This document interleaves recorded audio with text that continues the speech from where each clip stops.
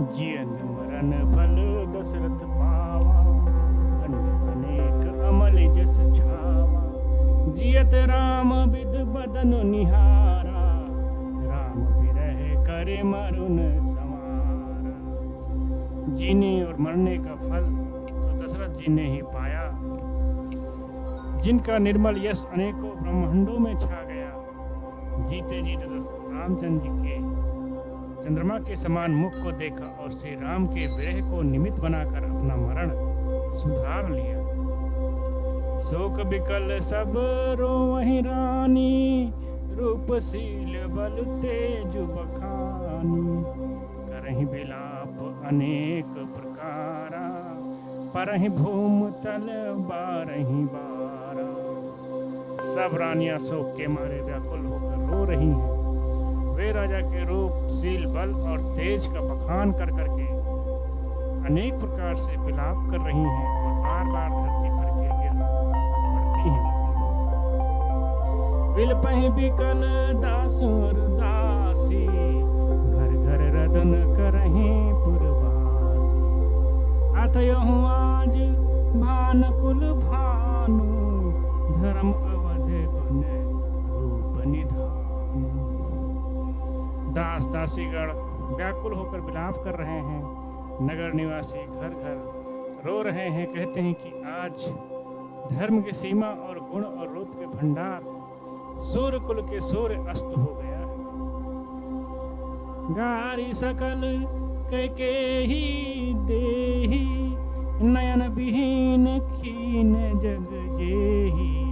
यही विधि बिलपति रैन बिहानी, आए सकल महामुनि ज्ञानी।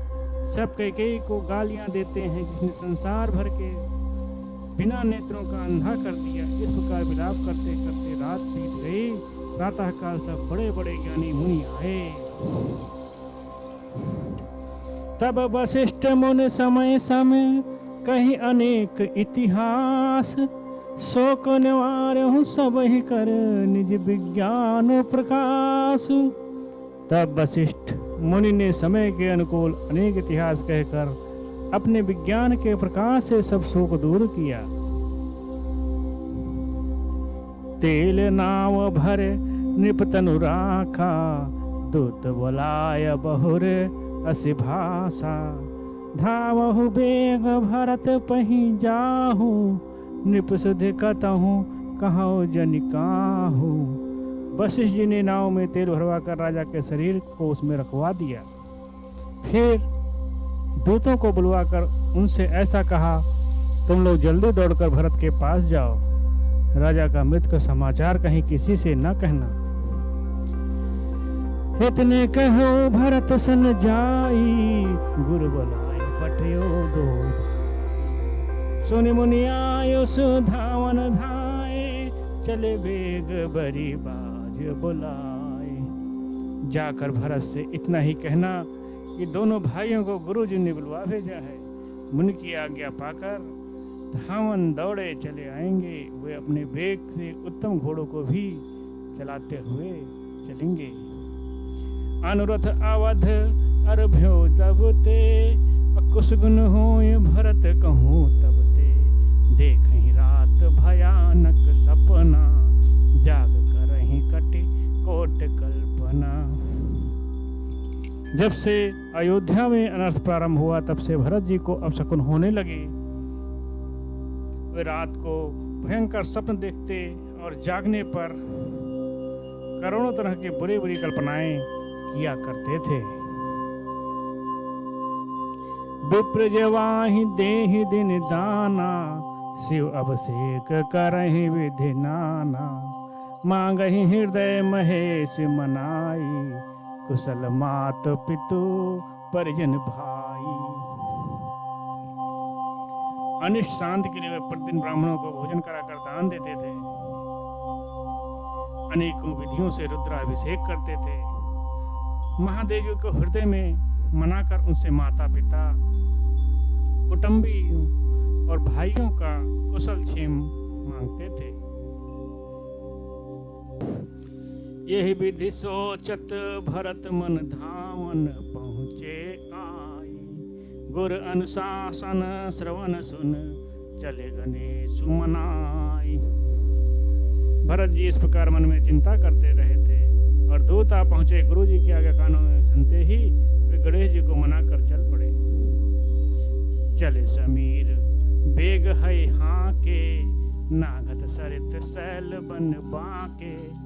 हृदय सोचे बड़े कछु न सुहाई अस जाने है जिह जाव उड़ाई।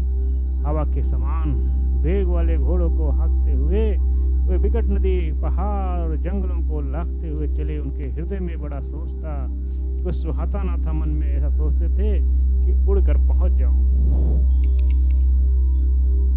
एक निमेष बरस समझाई यही विध भरत नगर नियराई। असगुन हुई है नगर पठारा रटही को भांति को खेत करारा। एक एक निमेष वर्ष के समान बीत रहा था।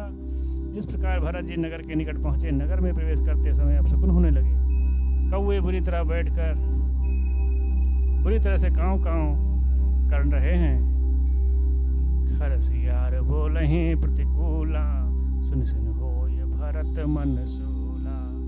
श्रेहित सर सरिता बन बागा नगर विशेष भयावन लागा। गधे और सियार विपरीत बोल रहे हैं। यह सुनकर भरत के मन में बड़ी पीड़ा हो रही है। तालाब नदी वन बगीचे और सब शोभाहीन हो रहे हैं। नगर बहुत ही भयानक लग रही है। खग मृग है गए जाहि न जोए राम वियोग कुरोग बिगोए। नगर नार नर निपट दुखारी मनो सबिन सब संपत्ति हारी। श्री राम जी के वियोग रूपी बुरे रोग से सताए हुए पशु पक्षी घोड़े हाथी ऐसे दुखी हो रहे हैं, देखे नहीं जाते। नगर के स्त्री पुरुष अत्यंत दुखी हो रहे हैं, मानो सब अपनी सारी संपत्ति हार बैठे हैं। पुरजन मिलहि न कहीं कछु अगावहि जो हारहि जाहि। भरत कुशल पूछ न सकहीं भय विषाद मन माहि। नगर के लोग मिलते हैं पर कुछ कहते नहीं, चुपके से वंदना करके चले जाते। भरत जी भी किसी से कुशल नहीं पूछ सकते क्योंकि उनके मन में भय और विषाद छा रहा है। हाट बाट नहीं जाय निहारी जनपुर दह दिस लाग दुआरी। आवत सुत सन कई नंदन हर सिरब कुल जल रुह नंदन। बाजार और रास्ते देखे नहीं जाते, मानो नगर में दसों दिशाओं में द्वाग्नि लगी है। पुत्र को आते सुनकर सूर्य कुल रूपी कमल के लिए चांदी रूपी कैकेयी बड़ी हर्षित हुई। सज आरती मुदित उठ धाई द्वार ही भेट भवन लेहि आई। भरत दुखित परिवार निहारा मानव तुहिन बनज बनु मारा। वह आरती सजाकर आनंद में भरकर उठ दौड़ी और दरवाजे पर ही मिलकर भरत शत्रुघ्न के महल में ले आई। भरत ने सारे परिवार को दुखी देखा, मानो कमलों के वन को पाला मार गया हो। कैकेयी हर्षित यही भांति मन मुदित दौलाय फिर किराती। सुतहि ससोच देख मनु मारे पूछत नहीं हर कुशल हमारे। एक कैकेयी इस तरह हर्षित दिखती है मानो भिलनी जंगल में आग लगाकर आनंद से भरी हो। पुत्र को सोच बस और मन मारे देखकर वह पूछने लगी, हमारे नैहर में कुशल तो है? सकल कुशल कही भरत सुनाई पूछे निज कुल कुशल भलाई। अकहु कहे तात कहाँ सब माता कैसे राम लखन प्रिय भाता। भरत जी ने सब कुशल कह सुनाई। फिर अपने कुल और कुशल क्षेम पूछी कुल की और कहा, कहो पिताजी कहाँ हैं, मेरी सब माताएं कहाँ हैं, सीता जी और मेरे प्यारे भाई राम लक्ष्मण कहाँ हैं। सुन सुत बचन स्नेह में अकपट नीर भरि नैन। भरत श्रवण मन सूल सम पापिन बोली बैन। पुत्र के स्नेह में वचन सुनकर नेत्रों में कपट का जल भरकर पापनी कैकेयी भरत के कानों में और मन में सूल के समान चुभने वाली वचन बोली।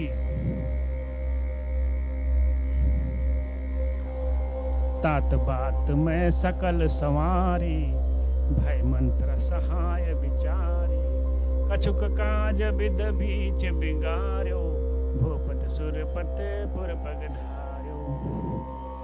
हे तात, मैंने सारी बात बना ली थी, बेचारी मंत्रा सहायक हुई, पर विधाता ने बीच में जरा सा काम बिगाड़ दिया। वह यह कि राजा देवलोक को पधार गए। सुनत भरत भय विबस विषादा जन सहम्यो करे के हरिनादा। तात तात हाँ तात पुकारी परे भूमि तल व्याकुल भारी। भरत यह सुनते ही विषाद के मारे बेहाल हो गए, मानो सिंह की गर्जना सुनकर हाथी सहम गया हो। हे तात तात हे तात पुकारते हुए अत्यंत व्याकुल होकर जमीन पर गिर पड़े। चलत न देखन पायो तो ही तात न राम ही सौंप मोही। बहुर धीर धर उठे संभारी कहो पितृ मरण हेतु महतारी। और विलाप करने लगे कि हे तात, मैं आपको स्वर्ग के लिए चलते समय देख भी न सका। हाय, आप मुझे श्री रामचंद्र जी को सौंप भी नहीं गए। फिर धीरज धरकर वे संभल कर उठे और बोले, माता जी, पिताजी के मरने का कारण तो बताओ।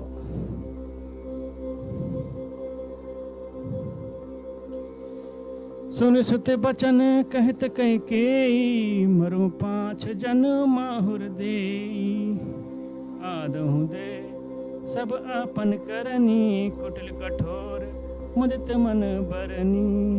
पुत्र का वचन सुनकर कैकेयी कहने लगी, मानो मर्म स्थान को 5 कर चाकू से चीर कर उसमें जहर भर रही हो। कुटिल और कठोर कैकेयी ने अपनी सब करनी शुरू की, आखिर तक बड़े प्रसन्न मन से सुना दी। भारत ही बिसर्यो पितृ मरण सुनत राम बन गौन। हेत आपनो जान जिए थकित रहे धरि मौन। श्री रामचंद्र जी का बन जाना सुनकर भरत जी को पिता का मरण भूल गया और हृदय में इस सारे अनर्थ का कारण अपने को जानकर वे मौन होकर स्तंभित रह गए, अर्थात उनकी बोलती बंद हुई, वे सन्न रह गए।